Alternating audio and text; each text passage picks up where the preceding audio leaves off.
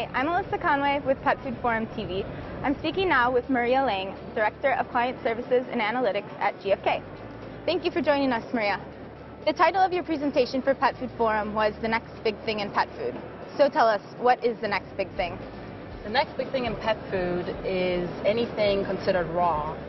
There are the refrigerated products, frozen products, and freeze-dried products, and especially the freeze-dried pieces mixed in with kibbles seem to be the big next thing that's going to drive the overall raw category, especially the freeze-dried category.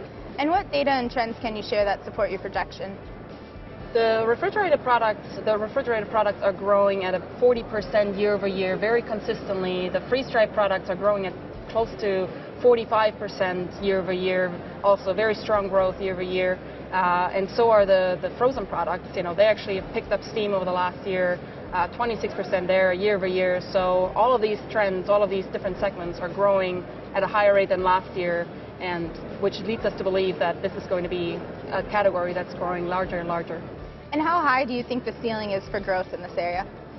That is probably a little early to say at this point. I don't think it's ever going to reach the levels that natural and grain-free are at. You know, we're talking billions and billions of dollars. So we're just about, you know, both freeze-dried and refrigerated frozen products have just hit about over the $100 million level each. So we're still very far away from there. But I think there's a lot of potential, but it's too early to say to really see where it's going. And are grain-free and natural pet food truly yesterday's news, or are they still growing? They are definitely not yesterday's news, especially if you're looking at just the grain-free category, which is really, you know, has been picking up steam in terms of growth rates year over year, and is really the driver for the you know, natural growth in the channel. So lots of new brands coming in offering grain-free products as well now. So I think there's still a lot to come from the grain-free category. And are there still any unexplored opportunities that you see?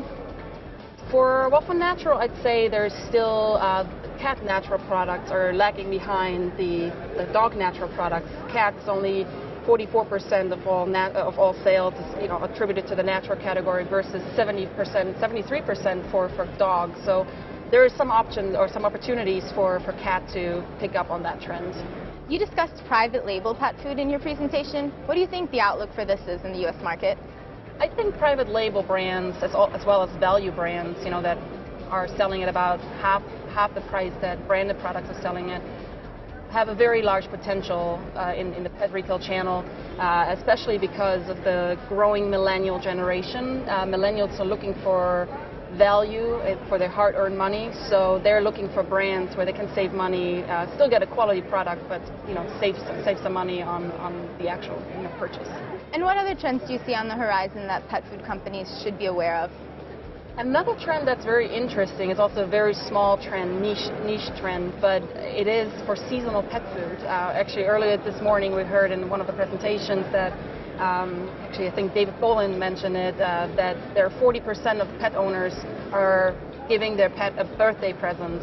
And if we look at our data for, you know, holiday-themed items or Halloween items, those items, first off, there are many more items in the channel now, and they've also grown, like, you know, they tripled in growth or tripled in sales over the last few years. So looks like that's something to look out for and something to have on the shelf. Great.